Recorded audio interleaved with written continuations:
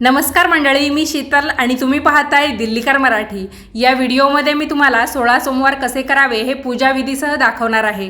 तेव्हा व्हिडिओ शेवटपर्यंत पहा। व्हिडिओ पाहत असताना सर्वांनी कमेंट्समध्ये लिहा ओम नमः शिवाय। चला तर मग व्हिडिओला सुरुवात करते। मंडळी, बरेच जण 16 सोमवार व्रताची सुरुवात श्रावणातल्या पहिल्या सोमवारपासून करतात, पण तुम्हाला जर ते शक्य होणार नसेल तर तुम्ही कोणत्याही महिन्याच्या पहिल्या सोमवारपासून या व्रताची सुरुवात करू शकता। तर मराठी महिन्यांप्रमाणे जो पहिला सोमवार येईल तर त्यानुसार तुम्ही या व्रताला सुरुवात करा। 16 सोमवार हे व्रत करावं लागतं आणि 17व्या सोमवारी या व्रताचं उद्यापन करावं लागतं। तर हे जे व्रत आहे ते महिला, पुरुष, कुमार, कुमारिका असे सगळे जण करू शकता। ज्याला हे व्रत करण्याची मनापासून इच्छा आहे अशी प्रत्येक व्यक्ती 16 सोमवार करू शकते। शक्यतो या व्रताची पूजा आपल्याला मंदिरात जाऊन करायची असते, पण ज्यांना मंदिरात जाऊन करणं शक्य नसेल त्यांनी घरच्या घरी म्हणजे आपल्या देवघरामध्ये शिवलिंग असेल तर तेच मांडून त्याची पूजा करून 16 सोमवार केले तरी सुद्धा चालतील। मग तुम्हाला 16ही सोमवार याच पद्धतीने नियम पाळावा लागेल। जर तुम्ही पहिल्या सोमवारी मंदिरात गेलात तर तुम्हाला उरलेले सगळे सोमवार सुद्धा मंदिरातच जाऊन पूजा करावी लागेल। तुमच्या घरी शिवलिंग नसेल पण तुम्हाला घरीच पूजा करायची आहे असं वाटत असेल तर तुम्ही प्रत्येक सोमवारी प्रदोष काळामध्ये मातीचं किंवा वाळूचं शिवलिंग तयार करून त्याची पूजा करू शकतात। महादेवांची पूजा प्रदोष काळामध्ये करायची असते, त्यामुळे 16 सोमवार सुद्धा आपल्याला संध्याकाळी म्हणजे प्रदोष काळात ही पूजा मांडावी लागणार आहे। तर मग आपलं प्रत्येक सोमवारचं रुटीन काय असणार?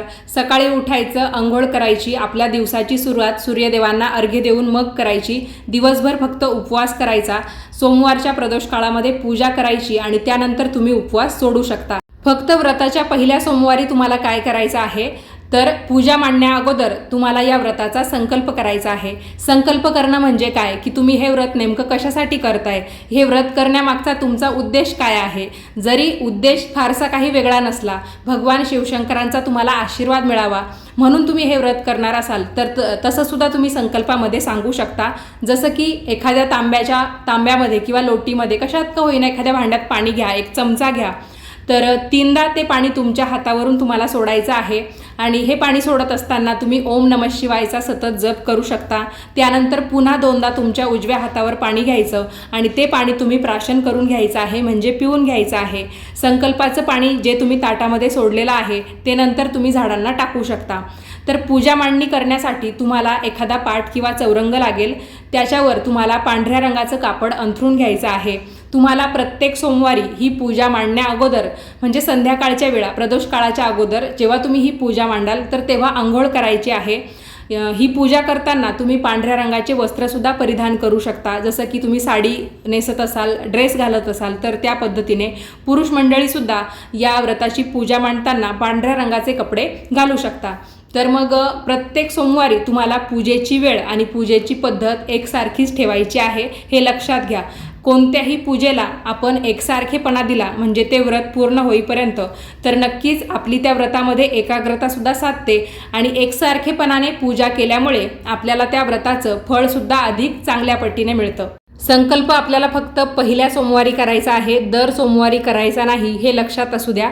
तर तुम्ही बघितलं असेल की पहिल्यांदा मी पाट मांडून घेतला, त्याच्यावर पांढऱ्या रंगाचं कापड अंथरलं, सुरुवातीला गणपती बाप्पांना स्नान घालून घेतलं, त्यांची स्थापना केली, धूपदीपांनी ओवाळून घेतलं, फुटाणे आणि गुळाचा नैवेद्य दाखवला, तुम्ही गुळ खोबरंसुद्धा दाखवू शकता। त्यानंतर संकल्प केला, त्यानंतर शिवलिंगाला सर्वप्रथम पाण्याने स्नान घातलं, त्यानंतर पंचामृताने स्नान घातलं, त्यानंतर सगळ्यात शेवटी पाण्यामध्ये थोडंसं गुलाब पाणी टाकलं आणि त्या पाण्याने ओम नमः शिवायचा जप करत शिवलिंगाला पुन्हा एकदा स्नान घातलं। तर तुम्ही पंचामृताचा वापर करू शकता, दुधाचा वापर करू शकता किंवा फक्त दही वापरलं तरी सुद्धा चालेल, पण सर्वात पहिल्यांदा शिवलिंगाला पाण्याने अभिषेक करून नंतर तुम्हाला जे पदार्थ वापरायचे आहे त्यांनी अभिषेक करायचा आणि त्यानंतर तुम्ही पुन्हा एकदा शिवलिंग पाण्याने स्वच्छ धुवून घ्यायचं आहे। एखाद्या ताटामध्ये किंवा प्लेटमध्ये तुम्ही शिवलिंग मांडू शकता। सुरुवातीला थोडेसे तांदूळ ठेवायचे, त्यानंतर शिवलिंग ठेवायचं, शिवलिंगाला गंध लावायचा, एखादं पांढरं वस्त्र जे असतं, कापसाचं वस्त्र किंवा पांढरा दोरा, ते आपण वस्त्र म्हणून शिवलिंगाला अर्पण करायचं आहे।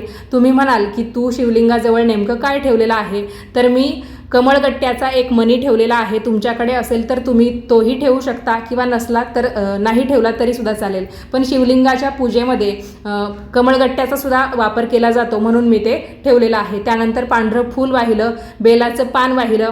तुम्हाला जर धोत्र्याचं फळ मिळालं किंवा मग जे आपलं शमीपत्र असतं किंवा शिवलिंगाच्या पूजेसाठी ज्या ज्या वस्तू लागतात त्यापैकी अजून काही मिळाल्या तर त्याही तुम्ही पूजेमध्ये वापरू शकता. आता असंच काही नाही की शिवलिंगाच्या पूजेमध्ये सगळ्याच वस्तू असल्या पाहिजे. तुम्हाला जेवढ्या उपलब्ध होतील तेवढ्या वापरून सुद्धा तुम्ही पूजा करू शकता. शिवलिंगाच्या पूजेमध्ये सगळ्यात महत्त्वाचं काय असतं तर शिवलिंगाला बेलपत्र वाहणे, भस्म लावणे, चंदन लावणे आणि त्यानंतर धूपदीपांनी ओवाळून घेणे. आपल्या धर्माच्या रक्षणासाठी आणि कुटुंबाच्या कल्याणासाठी आपण किती श्रद्धेने मनोभावे देवाची पूजा करतोय, सेवा करतोय हे सगळ्यात महत्त्वाचं. त्यामुळे कोणतीही शंका मनामध्ये न ठेवता शुद्ध भावनेने आणि प्रसन्न अंतःकरणाने तुम्ही ही पूजा पार पाडा आणि त्यानुसारच तुमचं व्रत आपोआप सफल होत जाईल. तर इथे तुम्ही बघू शकता की शिवलिंगाला मी बेलपत्र वाहिलं. बेलपत्र नेहमी पालथं करून वाहायचं. एकतर वाहिलं तर एकच वाहा, नाही तर मग विषम संख्येमध्ये तुम्ही 3, 5, 7, 11, 108 या संख्येमध्ये सुद्धा बेलपत्र वाहू शकतात. पण माझ्या मते आपल्याला व्रत करायचं आहे आपल्या इच्छापूर्तीसाठी किंवा भगवान शिवशंकरांच्या सेवेसाठी आपण हे व्रत करतोय, तर कोणत्याही वृक्षाला आपण जास्त हानी पोहोचू नये. एक बेलपत्र काय आणि 1000 बेलपत्र काय त्याची तुलना म्हणजे एकसारखीच आहे, त्याची किंमत काही जास्त होत नाही. त्यामुळे एक बेलपत्र असलं तरी सुद्धा चालेल. त्यानंतर थोडीफार फुलांनी मी सजावट सुद्धा केलेली आहे. साईडला एक तेलाचा दिवा लावलेला आहे. तुम्हाला तुपाचं निरांजन लावायचं असेल तर तेही तुम्ही लावा. गणपती बाप्पांच्या अगदी समोरच मी पूजेसाठी घंटी सुद्धा ठेवलेली आहे. व्रतामध्ये काय खावं हा तुमचा प्रश्न असेल तर हे जे व्रत आहे ते फलाहारी केलं जातं किंवा मग एकतर निर्जली केलं जातं. म्हणजे दिवसभर काही खायचं नाही किंवा काही प्यायचं नाही. सूर्योदयाच्या अगोदर तुम्ही जर पाणी वगैरे पिलं असेल तर मग दिवसभरात तुम्हाला यानंतर काही खायचं नाही किंवा काही प्यायचं सुद्धा नसतं.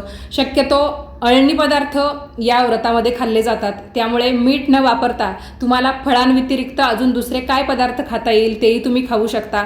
आपल्या तब्येतीची काळजी घेऊन मगच आपल्याला हे व्रत करायचं आहे. तुम्ही अगदीच उन्हाळ्यात हे व्रत करायला सुरुवात केली असेल तर मग पाणी पिल्या वाचून तुम्हाला होणार नाही किंवा मग पाणी न पिता तुम्ही हे व्रत करायचं ठरवलं तर तुमच्या आरोग्यासाठी ते हानिकारक ठरू शकतं आणि आरोग्याला हानी पोहोचून आपण ते व्रत करावं असा कोणताही देव आपल्याला सांगत नाही. त्यामुळे मग तुमच्या तब्येतीची काळजी घ्या, त्यानुसार तुम्ही पुरेपूर आहार घ्या आणि मग हे व्रत करू शकता. आता इथे बघा साईडला मी काही फळं ठेवत आहे. सीझननुसार तुम्हाला जी फळं उपलब्ध होतील ती तुम्ही या व्रतामध्ये पूजेसाठी ठेवू शकता. आणि सगळ्यात महत्त्वाची गोष्ट ही लक्षात घ्या की तुम्हाला उपवास असतो, म्हणजे जो कोणी 16 सोमवार करतो त्याला याचा उपवास असतो, देवाला उपवास नसतो. त्यामुळे देवाला तुम्ही दुसरा कोणताही नैवेद्य दाखवला तरी सुद्धा चालतं. आता इथे मी हा जो स्टँड आहे याच्यावर आपण एक छोटंसं तांब्याचं पात्र ठेवतो. त्याला छोटंसं छिद्रसुद्धा असतं आणि त्यातून पाणी टपकत असतं.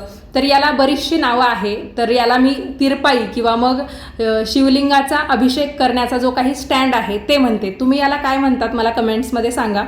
तर मग तुमच्याकडे हे नसेल तर तुम्ही अगोदरच शिवलिंगावर ज्या ज्या पदार्थांचा अभिषेक करता, पाण्याने स्नान घालता, त्यानंतर डायरेक्ट पाटावर किंवा चौरंगावर कपडा अंथरून शिवलिंगाची स्थापना करतात, तेवढं सुद्धा पुरेसं आहे. तुमच्याकडे जर अशा पद्धतीचं पात्र किंवा भांडं असेल आणि तुम्हाला सुद्धा ते सतत शिवलिंगावर अभिषेक होत राहावा पाण्याचा म्हणून ठेवायचा असेल तर नक्कीच तुम्ही ते ठेवू शकता. आता शिवलिंग जे आहे ते एकटे महादेव नाही आहे, त्यामध्ये त्यांचा संपूर्ण परिवार वसलेला आहे. त्यामुळे माता पार्वतीच्या नावाने इथे मी काही सौभाग्य अलंकार ठेवलेले आहे. जर एखादा रोगी असेल, एखाद्याचा विवाह जमत नसेल, एखाद्याला काही पैशा अडक्याचे प्रॉब्लेम असतील किंवा मग तुम्ही काही नवस केलेला असेल आणि तो पूर्ण झालेला असेल, भगवान शिवशंकरांकडे तुम्ही काही साकडं घातलेलं असेल आणि तो तुमचा नवस पूर्ण झाला असेल की नवस पूर्ण झाल्यावर मी 16 सोमवारचं व्रत करेल किंवा मग नवस करून मगच तुम्ही या व्रताला सुरुवात केली असेल, तर अशा भरपूर कारणांसाठी आणि सगळ्या गोष्टींची एक गोष्ट सांगायची झाली तर आपल्या मनातील जी काही इच्छा आहे ती पूर्ण होण्यासाठी म्हणून सुद्धा 16 सोमवार करता येतात.